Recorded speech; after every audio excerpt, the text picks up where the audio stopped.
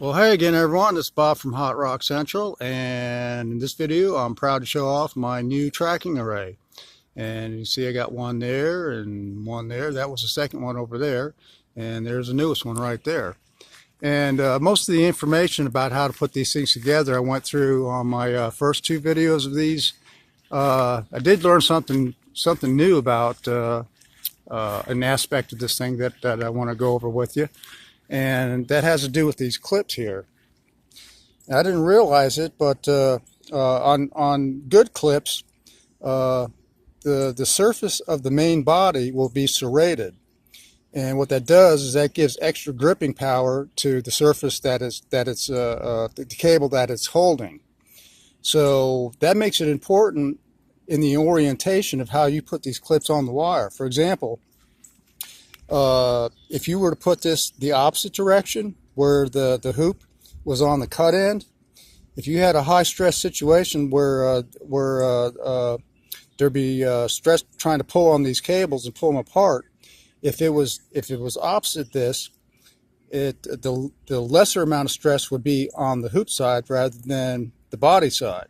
So if you got a lot of stress on the wire, it is possible that it could be pulled apart by that stress. However, with the serrated surface on the body facing the cut wire, that gives extra grip on that particular side of the wire. That way, if the other side does slip, what actually is going to happen is the loop is going to get tighter, and it's less likely to fall apart if something like that was going to happen. And really about the only other thing different on this thing is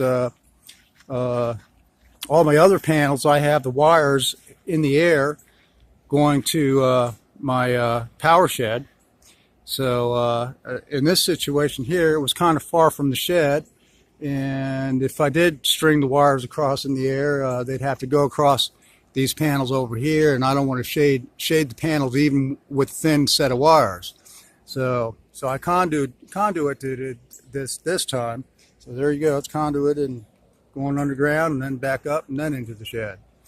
Now the other thing too is if you do decide you want to build something like this, what I'm using is 1/4-inch stainless steel cable, and it'll require about a 200-foot roll to do one of these here. So that's just something for you to know in case you decide you want to tackle something like this.